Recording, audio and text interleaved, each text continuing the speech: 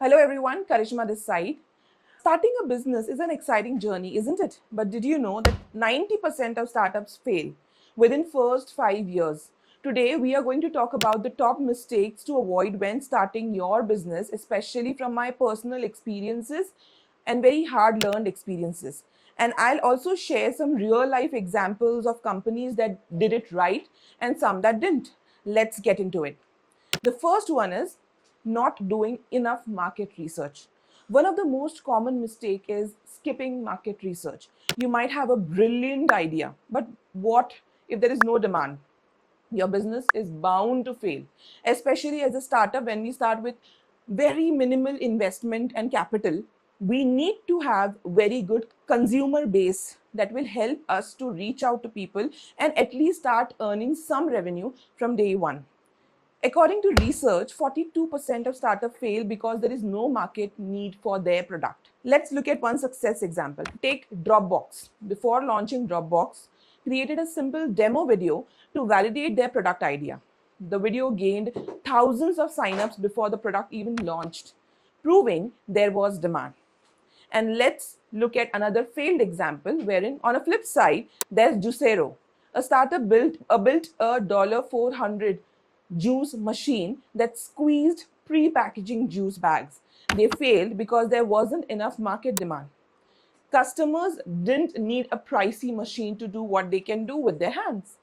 Before investing too much, create surveys, run a beta test. For instance, if you're launching an online course, try offering a free version or webinar first to gauge interest. The second mistake that is hard learned for me as well is not planning distribution channels before product development. Not planning distribution channels before investing too much into product development. Even the best products can fail if they don't have the reach to the right customers.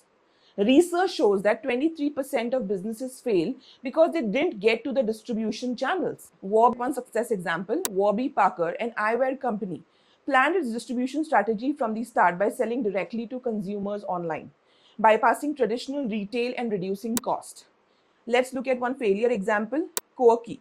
A startup known for its innovative products struggled because it didn't effectively plan how to get its products into stores or to market them online. Think about how you will reach customer before launching the product.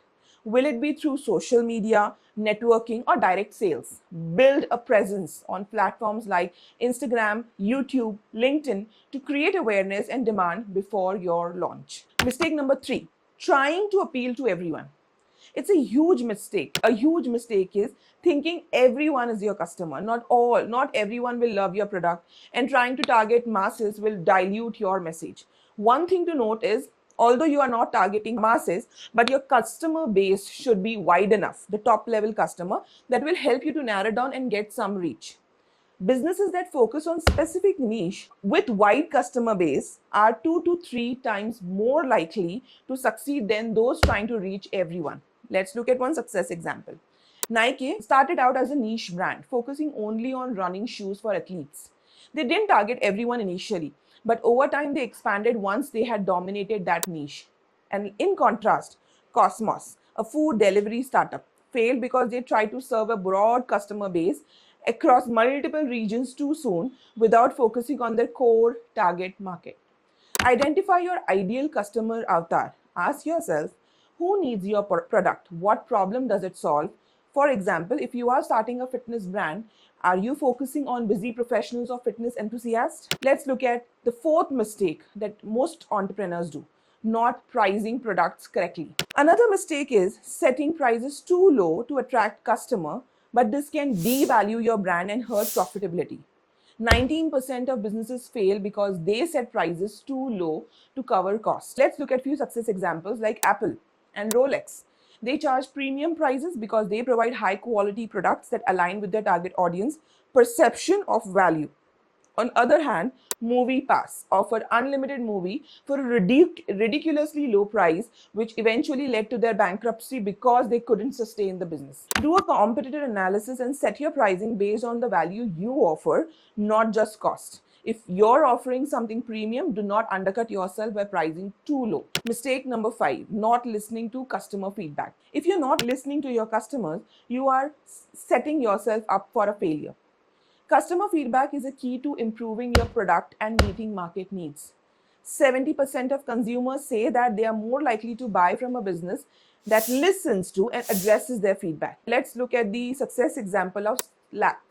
The popular messaging platform used customer feedback to iterate and improve their product before launching, which made it a huge success. And on the other hand, Blockbuster ignored customer trends moving towards streaming. We all know that the story ended. So what's important over here is set up feedback loops with customer reviews, surveys, or social media polls to continuously improve your product. This can also help build a stronger customer loyalty. And the sixth mistake that we are going to look at is trying to do everything alone.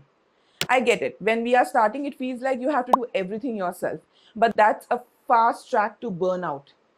Research shows that over 60% of entrepreneurs experience burnout during the first few years. Why? Because they try to do everything on their own without getting right people on board. Let's look at one success story. Airbnb founders were struggling to grow, so they reached out to help and receive guidance from Y Combinator, which led them to refine their business model and scale. And let's look at one failed example, that is Theranos founder Elizabeth Holmes tried to control everything and ignore expert advice, which led to company's ultimate collapse. What we can learn from this is don't be afraid to delegate or hire experts.